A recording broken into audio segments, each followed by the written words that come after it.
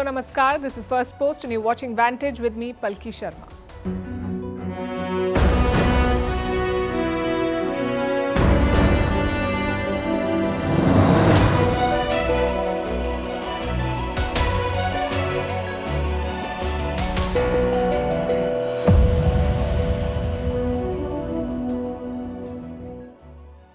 America's deportation drama is intensifying. Donald Trump has fired another shot. He wants to send illegal immigrants to Guantanamo Bay. This is an American base in Cuba, infamous for military tortures. Why does President Trump want to send immigrants there? Has this been done before? And what are the reactions? We'll discuss all of that. Also tell you about the collision of two aircraft in Washington, D.C. One passenger plane and one military helicopter. They crashed into each other in the air. All 67 people on board are feared dead. Also in focus, India has officially joined the AI race. The government of India says that the country's very own version of ChatGPT or DeepSeek will be ready soon. Meanwhile, OpenAI is struggling with bad headlines, copyright lawsuits and former employees speaking out. Is their CEO Sam Altman coming to India? Who are the Indians in Canada's prime ministerial race and can they make it? Why Bangladesh wants to scrap deals with India, how America is trying to revive supersonic aviation with its own version of the Concorde called the Boom Supersonic XB-1, how India's market regulator is cracking down on financial influencers, why Neymar is leaving the Saudi club Al Hilal after scoring the most expensive goal in history, and what is China's artificial sun? Which other countries have it? All this and more coming up. The headlines first. A man who repeatedly burned the Quran in Sweden in 2023 is shot dead. He was an Iraqi refugee. 5 people have been arrested. Sweden's Prime Minister hints at the involvement of a foreign power. The Quran burnings had strained Stockholm's relations with several Muslim nations. Hamas releases 3 Israeli hostages and 5 Thai nationals. Israel slams the chaotic handover and delays the release of Palestinian prisoners. Israel also cuts ties with the UN Agency for Palestinian Refugees after accusing it of providing cover for Hamas. America's economic growth was steady in 2024. It was helped by consumer and government spending. The world's biggest economy grew at an annual rate of 2.3% in the fourth quarter, but growth in the Eurozone slowed to a halt in the last quarter, with Germany and France facing economic headwinds and political instability. The Southern African bloc calls an emergency summit on the DR Congo crisis. The meeting will be held tomorrow in Zimbabwe's capital, Harare. The Rwanda-backed M23 rebels have captured most of the regional capital, Goma. South African president calls his Rwandan counterpart to demand a ceasefire. And Indian cricket star Virat Kohli returns to domestic cricket, but the Ranji Trophy match was marred by chaos. Large crowds flocked outside the venue. Few fans were injured in the mayhem. Kohli is playing a Ranji Trophy match after 12 years.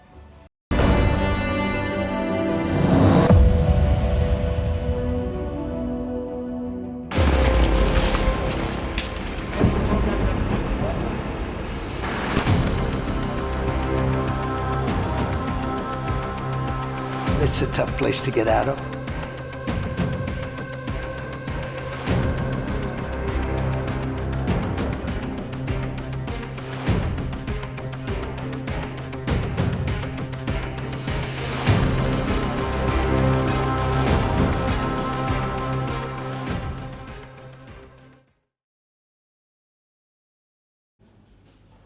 Donald Trump's migrant crackdown continues. We've seen lightning raids, mass arrests, quick deportation, and now a nuclear move. President Donald Trump wants to send some illegal migrants to Guantanamo Bay.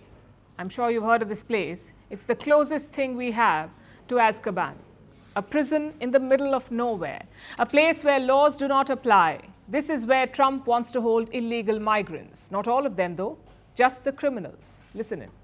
Today, I'm also signing an executive order to instruct the Departments of Defense and Homeland Security to begin preparing the 30,000-person migrant facility at Guantanamo Bay. We have 30,000 beds in Guantanamo to detain the worst criminal illegal aliens threatening the American people. Some of them are so bad we don't even trust the countries to hold them because we don't want them coming back, so we're going to send them out to Guantanamo. This will double our capacity immediately, right? And tough. That's a tough place to get out of. Let's look at the map first. This is where Guantanamo Bay, or Gitmo, is located, on the southeastern tip of Cuba. It was leased to the United States way back in 1903. But Cuba's communist leaders reject American claims now. They say Gitmo is illegally occupied. Irrespective, the US controls this land. After 9/11, the US built a military prison there. Dozens of terror suspects were held in that prison. At its peak, nearly 800 of them. Now, Gitmo had a special purpose for the Americans. It was technically foreign land. American laws did not apply over there, so prisoners were put in cages. They were tortured, waterboarded, and electrocuted. Is that where Trump is sending these migrants? Thankfully, the answer is no. Gitmo also has a migrant detention facility. It is separate from the military prison. And this facility has housed migrants for decades, though very few of them. From 2020 to 2023, only 37 migrants were held at Gitmo. President Trump's plan is to ramp it up. He has ordered the construction of a much larger facility with a capacity of 30,000 beds. Trump says this facility is only for criminal migrants. But still, there is some confusion, like how long will the migrants stay there? Will they serve out their sentences, or will they be deported? Trump's new defense secretary says it is not permanent detention. It is more of a temporary transit, a holding area before deportation.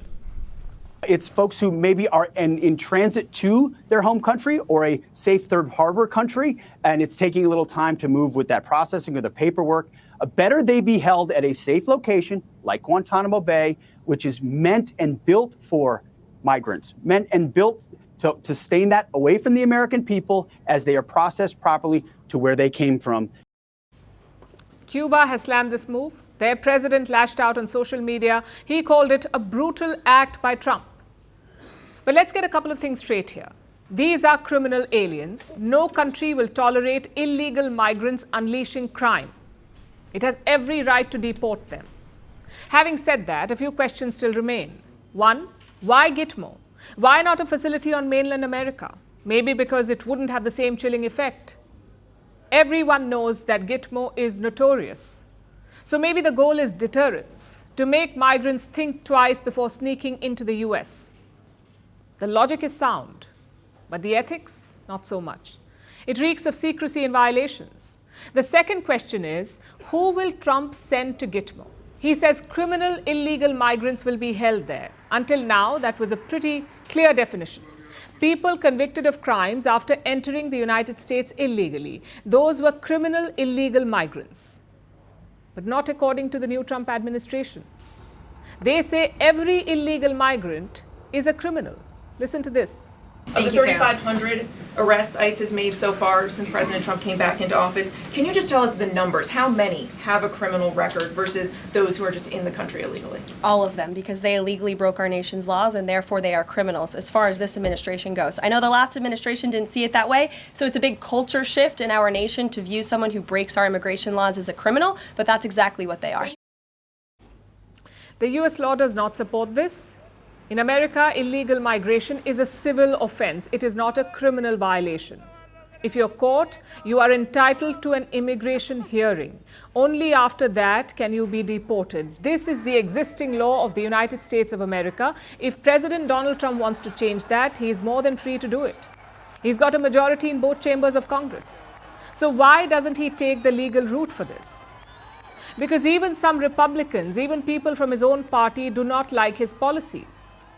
This is a classic shock and awe tactic. Do as much as you can before the system wakes up. Because Trump's case is very weak. He says there are millions of criminal illegal migrants in the United States, which is simply not true. In the past 40 years, 4 decades, there have been 425,000. And they're not roaming freely. They're serving sentences in American jails. After the sentence, they will be deported. If you add all of this together, one thing becomes quite clear. Trump's immigration plan is not a systematic one. It's a blitzkrieg. Dozens of lawsuits have been filed against it, especially the rapid arrest and deportation of migrants. If a judge blocks it, Trump does not appear to have a plan B. That's how things are at the moment. Let's see how long this crackdown lasts.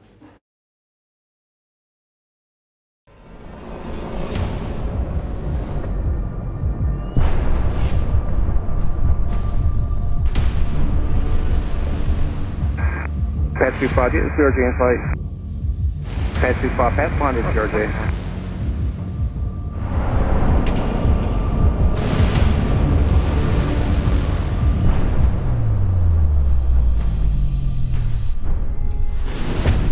Lucy for 347, go around, climb, maintain 3000, flight center.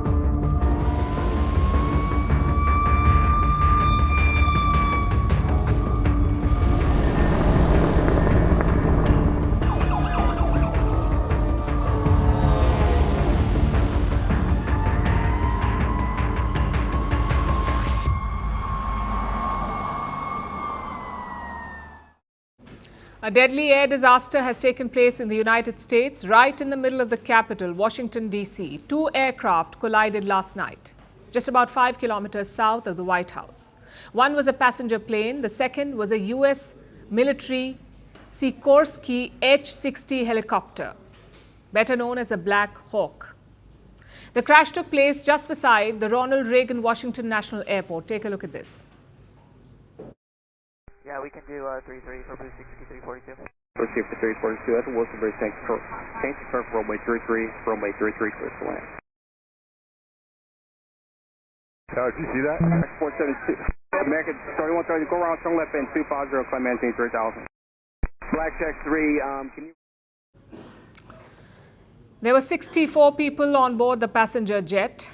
It was a PSA Airlines flight from Wichita, Kansas to Washington, D.C. The journey was almost over. The plane was just about to land.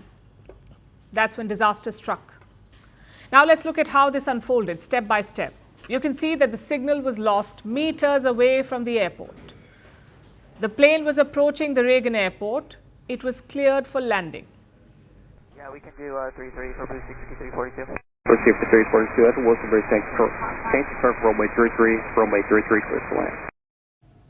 That was the air traffic control tower at the airport, giving the flight permission to land. It was making its way to runway 33. This runway at an angle with the Potomac River. But just before the plane landed, ATC sent out an alert. ATC, of course, is the air traffic control. This was their warning. Pass 25, get the CRJ in flight. Pass 25, pass behind the CRJ. That message was for a U.S. military Black Hawk helicopter. PAT-25 was the chopper's call sign. The Black Hawk was conducting a nighttime drill. It was seen flying towards the PSA jet. So ATC asked the Black Hawk to pass behind it. This is what showed on the radar of the air traffic controller.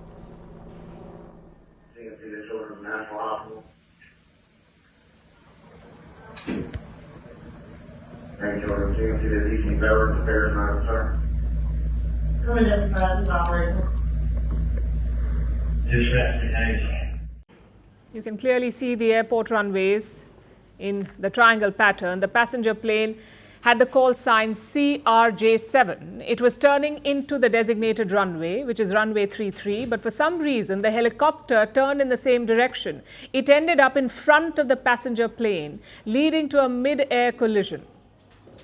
There was an explosion. Then both aircraft fell into the Potomac River. Emergency services were alerted immediately. 2048, we received an alert from the FAA tower of an aircraft incident involving a commercial aircraft and a helicopter. Our units immediately responded and deployed 3 boats and immediately called for mutual aid resources. Search and rescue teams were mobilized immediately. Helicopters were providing searchlights from above. Divers were deployed on boats, but they faced an uphill task because the water was near freezing. Remember, this is Washington, D.C., the same place where Donald Trump was inaugurated just 10 days ago. He had to be inaugurated indoors because of the cold. The Potomac River is no exception. It has been oscillating between ice cold and frozen solid for days. And that drastically brings down the possibility of survivors. There were 64 people on board the PSA flight, 60 passengers and 4 crew members. The Black Hawk, The military helicopter had 3 military personnel on board, so 67 people in total. 2 of them were Russian figure skaters, Evgenia Shishkova and Vadim Naumov. They were a married couple. They won the 1994 World Figure Skating Championship. They were on board the PSA Airlines flight along with other Russian citizens. The Kremlin has confirmed their deaths. Unfortunately, we see that this sad information is being confirmed. There were also our fellow citizens. Bad news from Washington today. We are sorry, and we express our condolences to the families and relatives of Russian citizens who lost their lives in this mid-air tragedy. For now, there are no plans for high-level contacts. About 30 bodies have been recovered so far. The operation is still ongoing, but officials say that no survivors are expected. Emergency services are also looking for the black boxes from the aircraft so that they can determine what exactly happened. US President Donald Trump is demanding answers. He put out this post last night questioning the conduct of the helicopter. He believes the collision should have been prevented. But we'll have to wait a while for the official inquiry to finish. We will be tracking this story for you as it unfolds.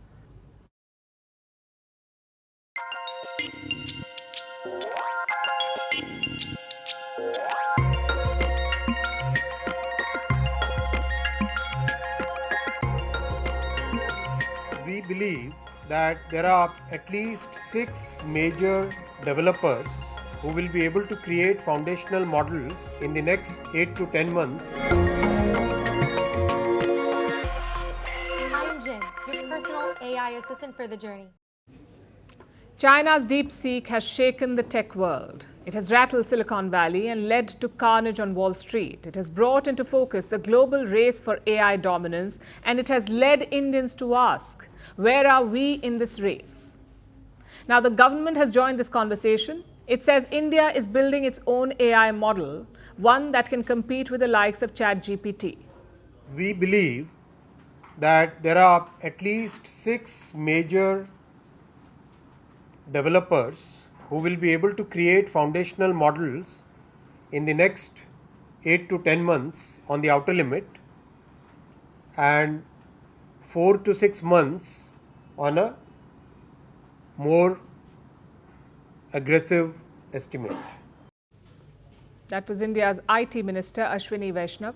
He says the government has identified at least 6 developers. They have 4 to 8 months to develop this world-class model, as he put it.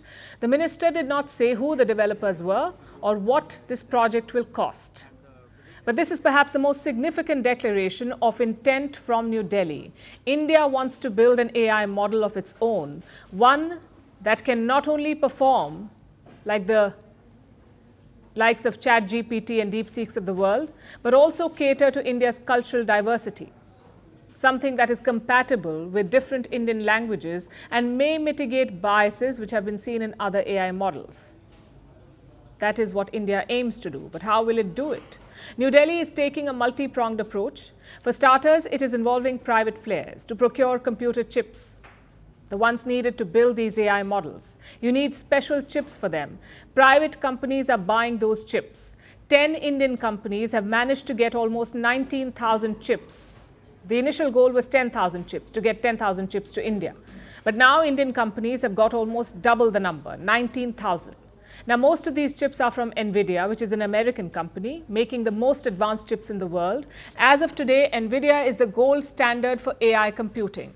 So 10 Indian companies have got 19,000 NVIDIA chips.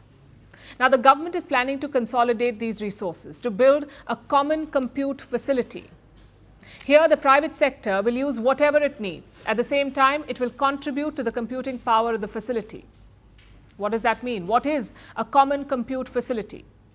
Think of it as a library, which is open to everyone in the community, where anyone can walk in, take a membership at a subsidized rate, and gain access to the books that interest them.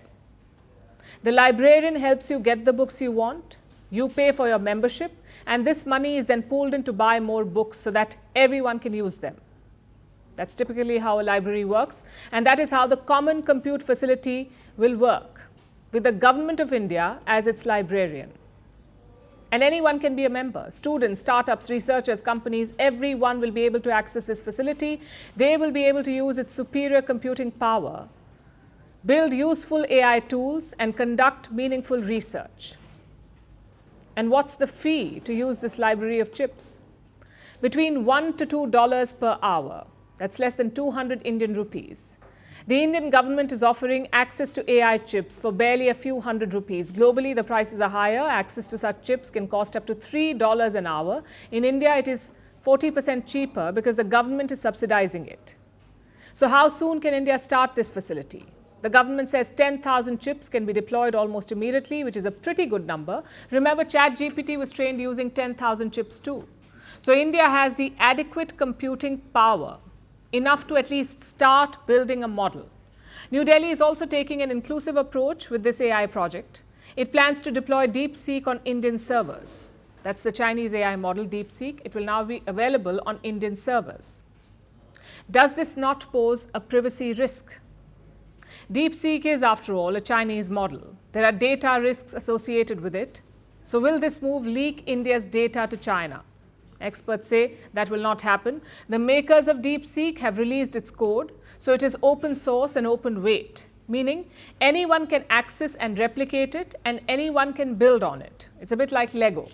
So India wants to use this base to build a different AI model, a model tailored to Indian needs without compromising India's data security. Basically, an Indian version of DeepSeek. Long story short, India is serious about AI development. It has adopted a comprehensive approach. The government is investing resources and funding key projects. It is engaging with the private sector. It is also studying existing models to learn and adapt.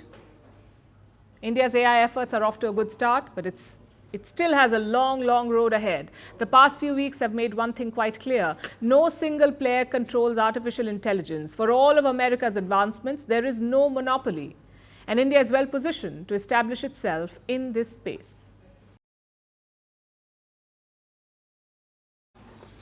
Meanwhile, OpenAI remains in news for all the wrong reasons. It's been a wild fortnight for this company, almost like a tech soap opera with fewer tears and more code.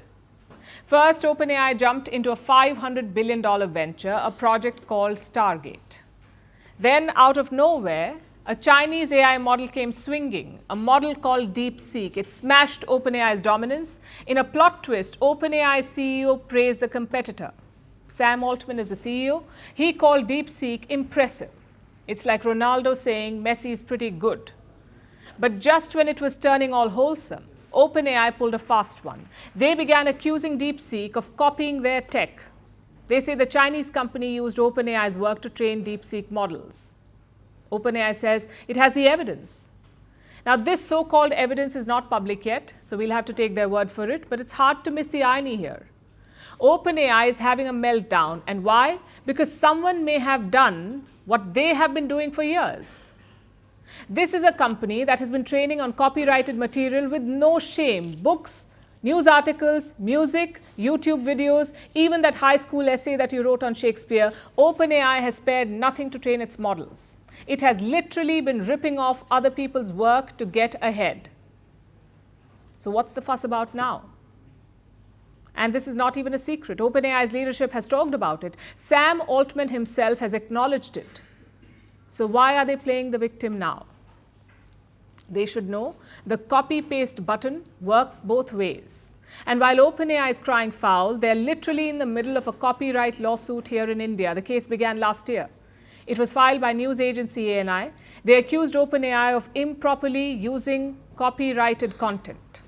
You know, like scraping and reproducing material from news websites without permission. Now, several Indian media giants have joined the case, including companies like Network 18 and other digital publishers. The idea is to hold OpenAI accountable. And what's the response? Well, OpenAI wants to block this bid. Some reports even suggest that Sam Altman himself is planning a visit to India.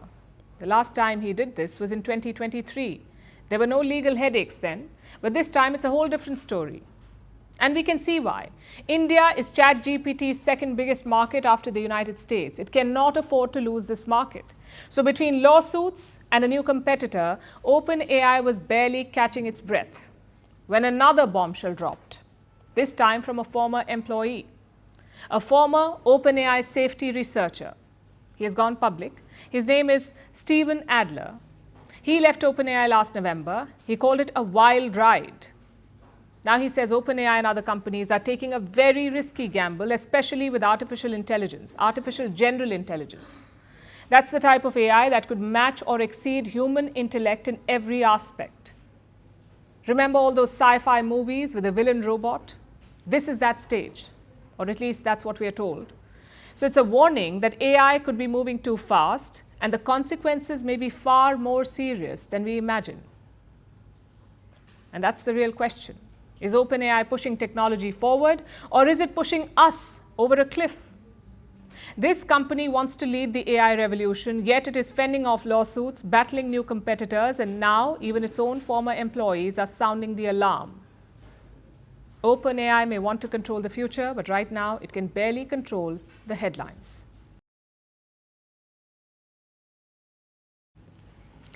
To Canada now, where the political landscape is shifting in a big way. After nearly a decade in power, Prime Minister Justin Trudeau is stepping down, which leaves a major question. Who will take over? The Liberal Party, which is Trudeau's party, is scrambling to find a new leader. And there are a few Indians in the mix, the likes of Ruby Dhalla, Chandra Arya and Anita Anand. Will one of them make it to the top? We don't know yet, but with a potential no-confidence vote looming, their job might not last long. Our next report tells you more.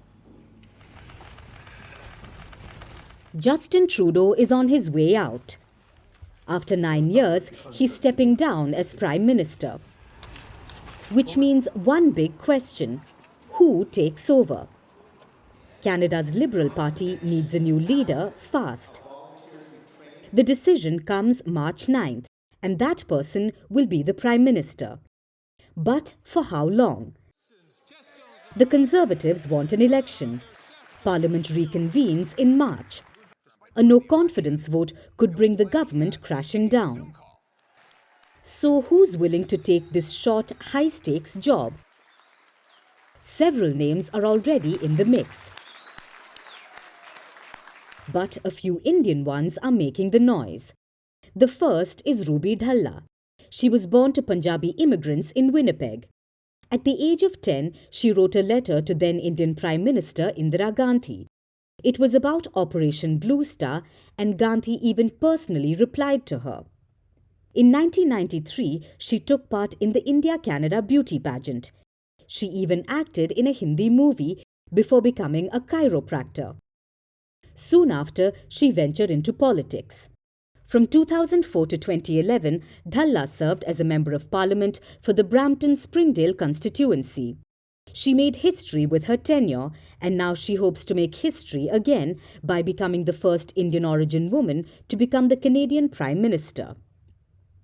And what's on Dhalla's agenda? She's already made her key campaign promise. She wants to deport illegal immigrants and clamp down on human traffickers. There are over 500,000 illegal immigrants in Canada. This is unacceptable. As the daughter of immigrant parents, I know firsthand that immigrants have helped build our great country. But we must clamp down on human trafficking and those that are here illegally. As your Prime Minister, I promise you, I will deport every illegal immigrant in Canada. Canada's comeback starts now.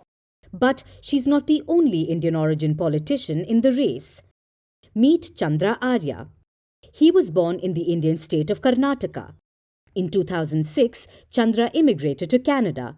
He won federal elections in 2015 and 2019 and went viral in 2022 for speaking Kannada in the House of Commons. ದೇಶದ ಸಂಸತ್ತಿನಲ್ಲಿ ನನ್ನ ಮಾತೃಭಾಷೆ ಕನ್ನಡದಲ್ಲಿ ಮಾತನಾಡಲು ಅವಕಾಶ ಸಿಕ್ಕಿರುವುದಕ್ಕೆ.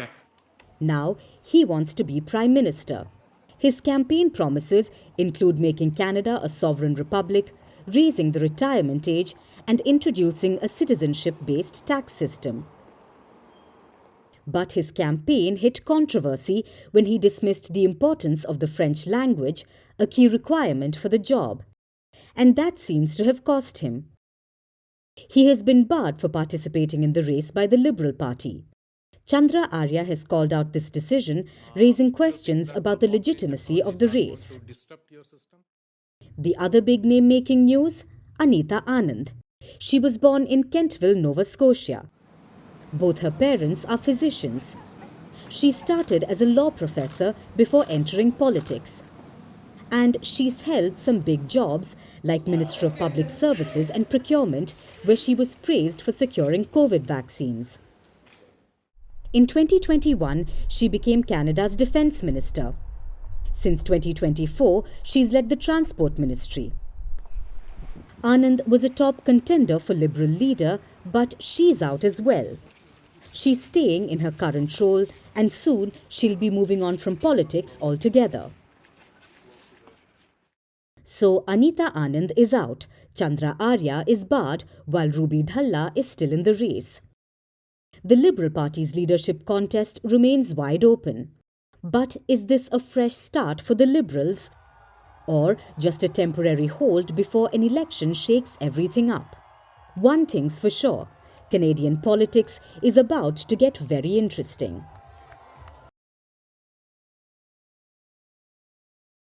Let's turn to Bangladesh now, which is searching for new ways to antagonize India.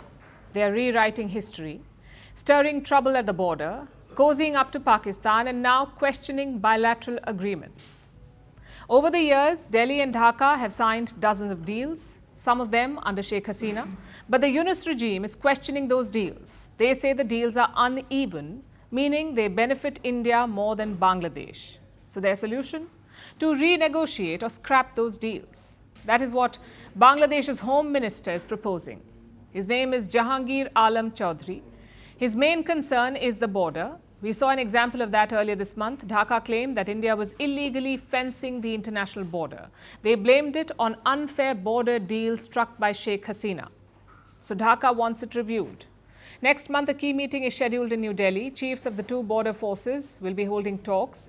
Dhaka plans to bring a list of complaints. 1, that India is illegally building things near the border.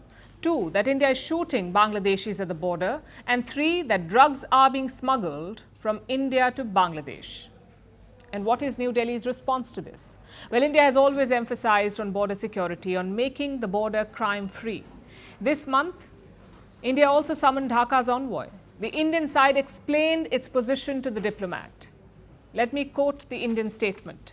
India conveyed its expectation that all earlier understandings will be implemented by Bangladesh and that there will be a cooperative approach to combating cross-border crimes. So India expects Dhaka to honor past deals. And that's how politics works. Regimes and leaders may come and go, but countries must honor their commitments. If not, what is the point of these deals? Of course, Dhaka's issue is not just the terms of these agreements. It is also political.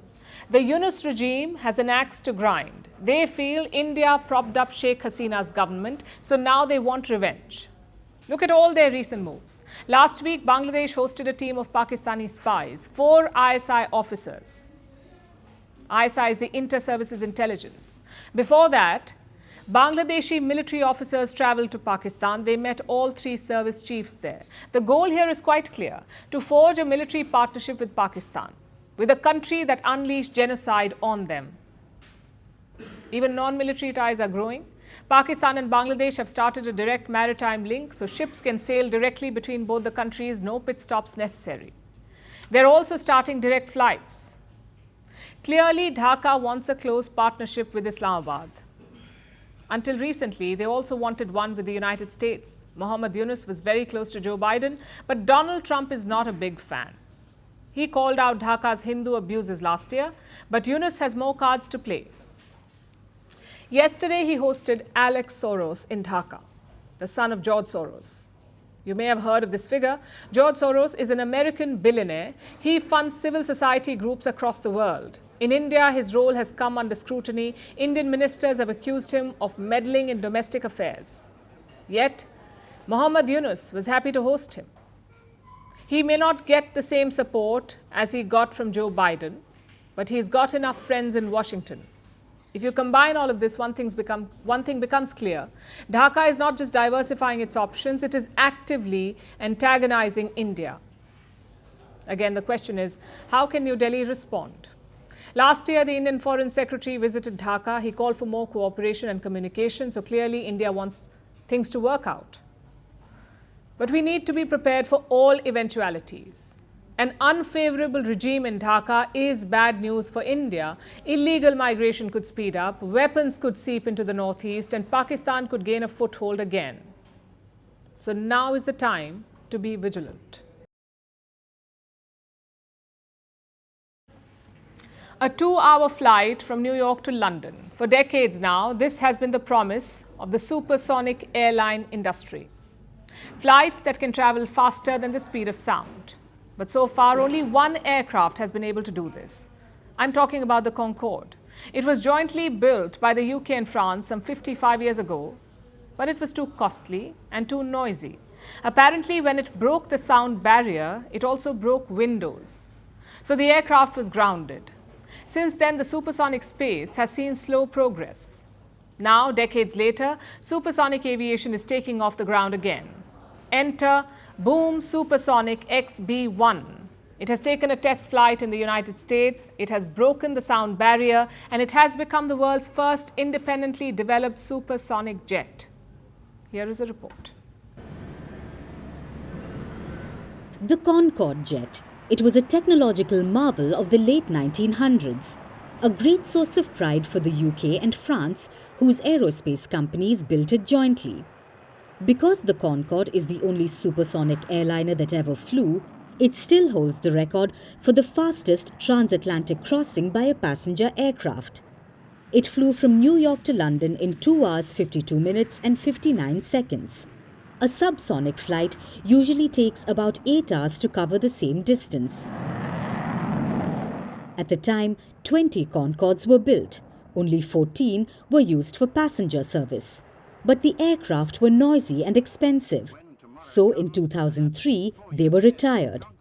And since then, the remaining aircraft have gathered dust at museums. For something that's faster than the speed of sound, the progress in supersonic travel has been slow. But now, a major milestone holds promise. 55 years after the Concorde took off, Boom Supersonic XB-1 has completed its first supersonic flight. Control your go for Excel to Mach 1.1. Go for Excel, Kestrel gate. Boom is an American company and it wants to build the world's fastest airliner.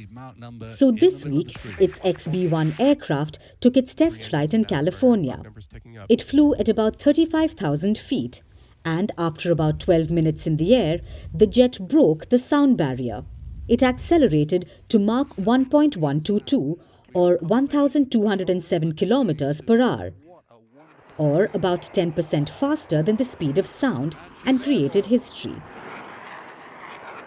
This is the first time an independently developed jet has broken the sound barrier. And it's quite the milestone. And it could be America's answer to the European Concorde, because it's even better. You see, the Concorde was built in wind tunnels. Every iteration of the model took millions of dollars and many months, so many designs couldn't be tested. Technology has advanced by leaps and bounds since then, from aerodynamics to materials to propulsion. The XB-1 is made almost entirely from carbon fiber composites. They are strong but lightweight at the same time. And the XB-1 doesn't need a wind tunnel. Its aerodynamic design was made using computational fluid dynamics. Think of it as a digital wind tunnel where engineers can run the equivalent of hundreds of wind tunnel tests overnight in a simulation. It takes a fraction of the cost. Now, while both the Concorde and XB-1 have a long nose which interrupts the pilot's view, the Boom aircraft comes with an augmented reality vision system.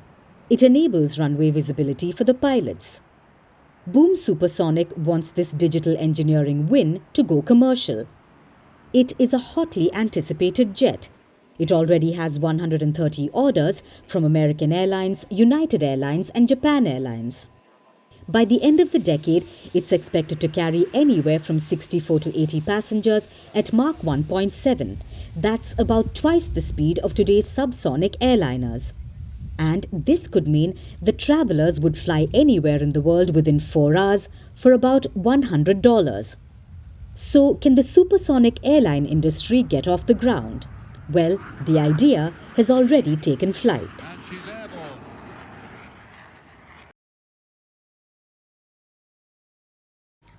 It's the age of the influencers. People seem to trust them more than experts, whether it's for their health or their looks or their finances. Though that last one is facing pushback, I'm talking about financial influencers, aka finfluencers. These are people who talk about financial matters, like how much money should you save, where should you invest, and which stocks should you buy. These finfluencers are among the most popular on the internet, but India's market regulator is cracking down on them. That's SEBI, the Securities and Exchange Board of India. Starting in 2023, SEBI cracked down on these finfluencers. Many of them were peddling fake advice. Some were even paid to talk up certain stocks. So SEBI cracked the whip. It asked these financial influencers to register themselves. But one loophole still remained, the so-called educational finfluencers. These are people who teach you about the stock market. At least that's what they claim. In reality, this teaching is just a facade. They sneak in financial advice while giving these so-called lessons.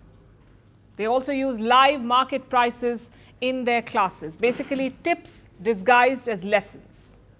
Well, not anymore. SEBI has imposed new rules on these educational influencers or influencers.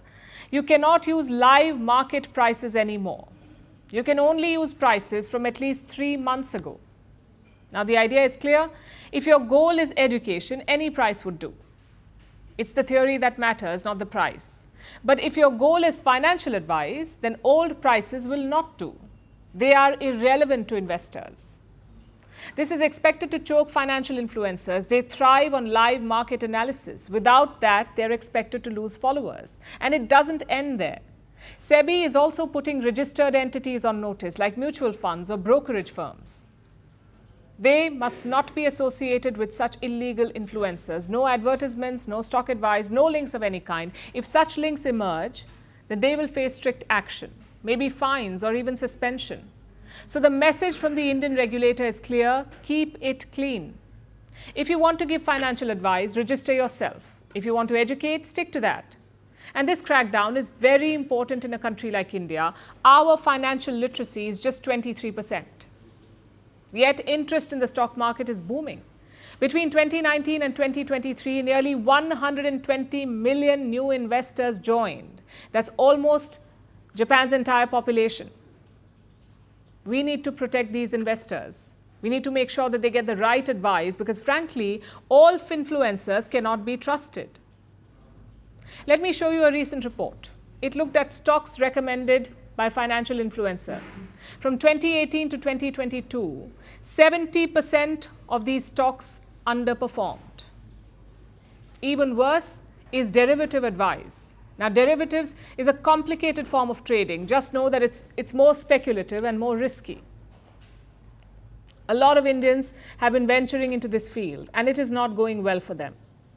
Indian traders lost 1.8 trillion rupees in the last 3 years. That's $21 billion lost to derivative trading. Plus, the markets seem to be on a downward slide. Both Nifty and Sensex dropped 1% on Monday. Investors lost nearly 10 lakh crore rupees, which is $115 billion US. This sort of a downturn has twin effects. First, it erodes hard-earned savings. And second, it erodes confidence in the markets, making future investments unlikely. If you add scamming finfluencers to this mix, it becomes even more dangerous. So SEBI has taken a move in the right direction. The next step is implementation, enforcing the rules and punishing the violators.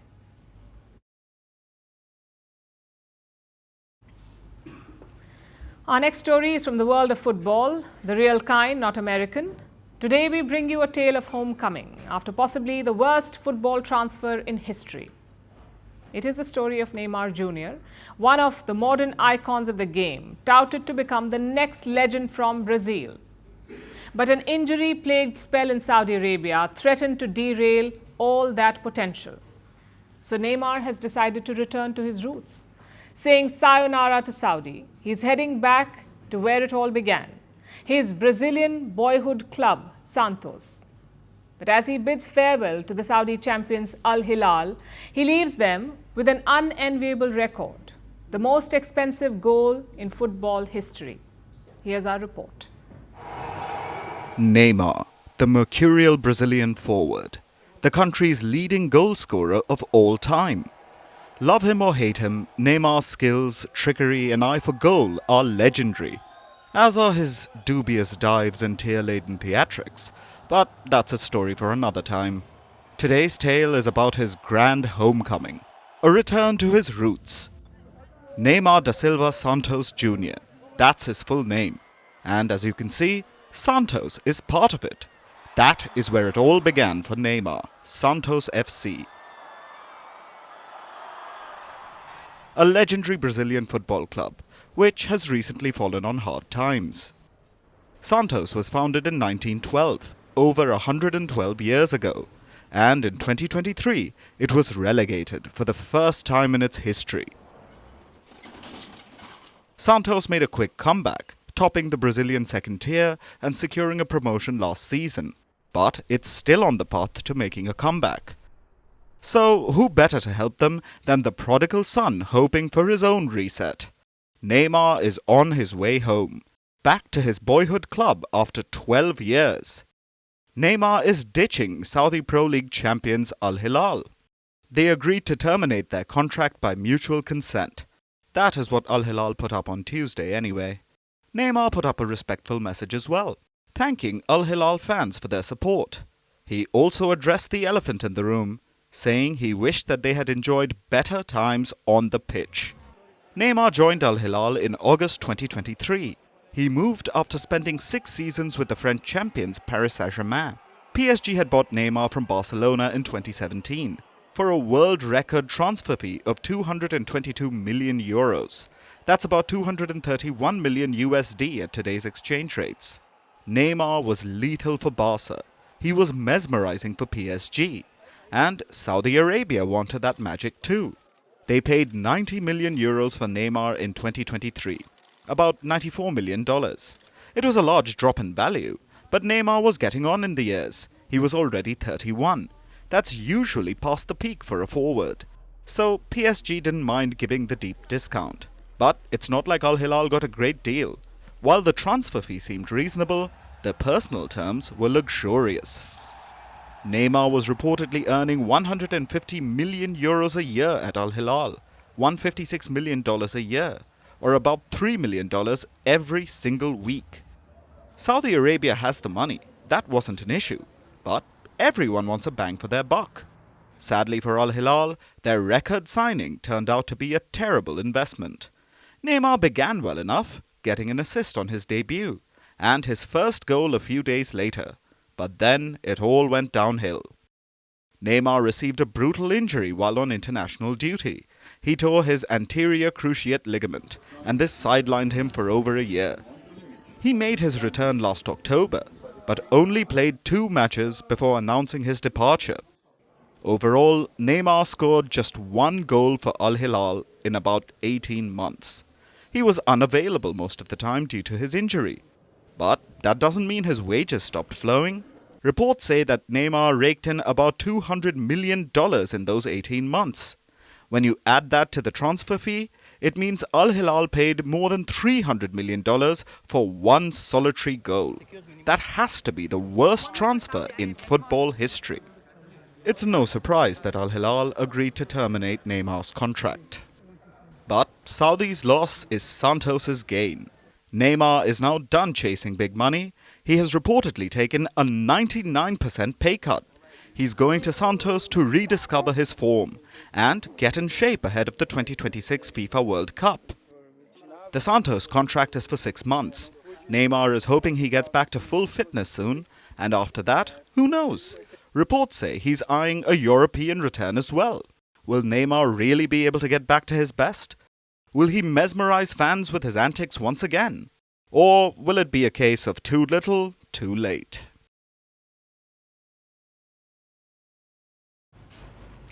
Ever since we first looked up at the skies, we have asked a question. How does the sun shine for so long? Why hasn't it stopped? How has it not burned through the fuel? It wasn't until the 1900s that we found the answer.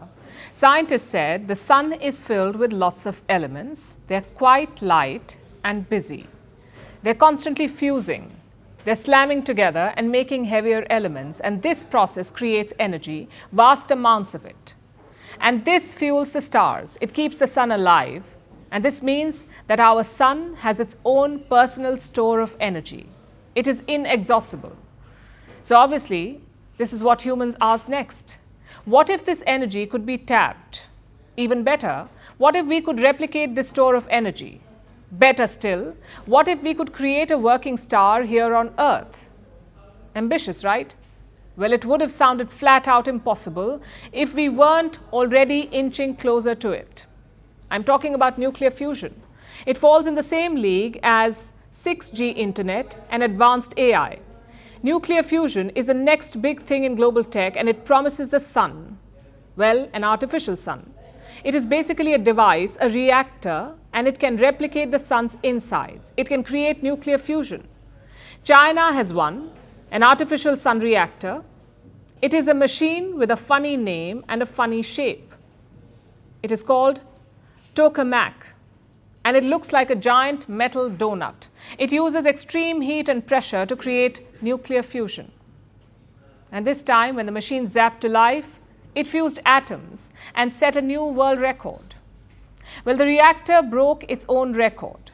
In 2023, it burned at 100 million degrees Celsius for 403 seconds. Think 70,000 ovens running for about 7 minutes together. That's how hot the reactor got. But this time it doubled this output. The reactor burned at 100 million degrees Celsius for an unprecedented 1,066 seconds, which is 17 minutes and 46 seconds. And this is a major milestone. You see, nuclear fusion is called the holy grail of energy. It can provide limitless energy. It can make our rockets faster. It can boost cancer research. It can power electric grids. And it comes with efficiency we cannot even fathom. Fusion releases 4 million times more energy than burning coal, oil, or gas. But there is no greenhouse emission. There is no radioactive waste. So long story short, nuclear fusion is the answer to our energy problems. It is also our climate change solution. But there's a catch. It is extremely hard to achieve. You need to heat a puff of gas, heat it to unimaginable temperatures, hold on to this heat, do it for long enough, do it with high enough pressure, hold it steady, make sure your machine survives the pummeling, but make sure that it has the energy to work. It is all very tricky. So progress is slow, but scientists have kept at it. For 70 years now, a few nations have been working on this, like the US, France, Russia, South Korea, Japan, India, and China. Then there are the private players. Fusion startups are cropping up all over the world. Big names and investors like Bill Gates, Jeff Bezos, and Vinod Khosla are funding them. Hundreds of billions of dollars are at stake here. Countries are racing to make fusion history. But why are they doing it? To save us from climate change? To bring electricity to our homes? Of course not. It is the usual. They're doing it to make more money. Mastering fusion promises wealth and influence to whichever nation tames it first. The US was among the world's first to make a move in this futuristic space, but now, if there is a big fish in the fusion pond, it is China. Beijing is pouring the big bucks into creating the sun. About $1.5 billion every year for years now. By comparison, the United States spends about $800 million. And while the US designs cutting-edge tokamaks, China makes them faster and better by copying these American blueprints. Basically, what we are seeing play out with artificial intelligence is silently also happening with nuclear fusion. Beijing is beating Washington at its own game. while other nations are scrambling to catch up. Over the past decade, China's fusion patents have surged. It has more patents than any other country. It has broken one record after another, so credit where it's due. But this comes with growing unease. Because in the future, whoever controls fusion energy will control the world, and no one wants it to be China, except China.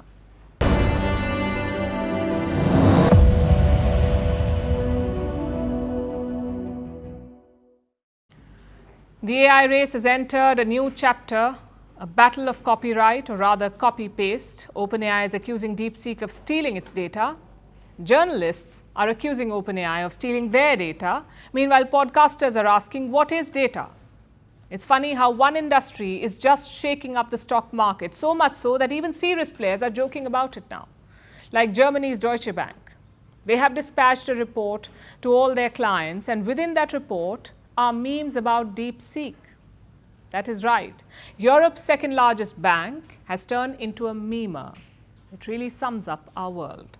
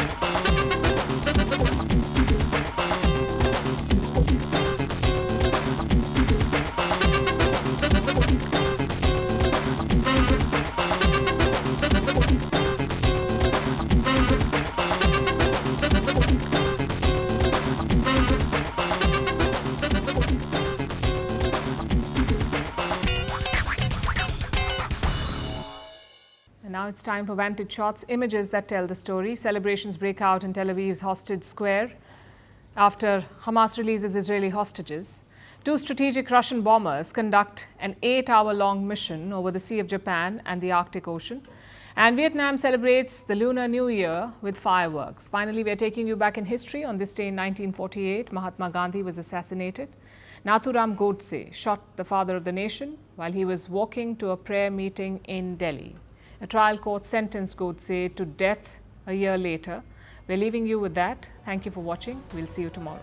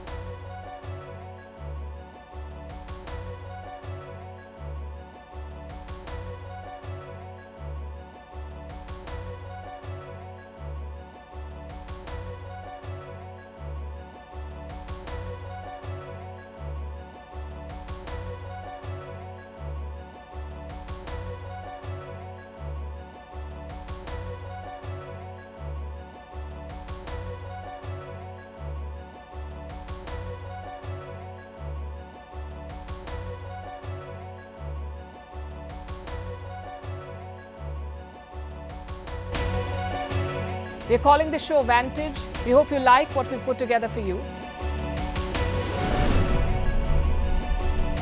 Touted as the minimum defense from that video. India's neighbors were the first to send The special edition of Vantage, live from the White House throughout this week. Yes, Hindu Mandir we're on our way to Tel Aviv. Pretty measure, but it's also the perfect way to drive. I don't think that Prime Minister of Bhutan, Sherin Thagbir. Welcome to 60% of the world's office. Prime Minister Modi did the iron. We were actually How are you doing? How do you like? It's been 1 year since that meeting. Iron bars separate you from the outside. Out the vote effort. Trump had, it says, and at $4.3 trillion. 4.3 300 billion by 2030. That's what we need to tackle climate change.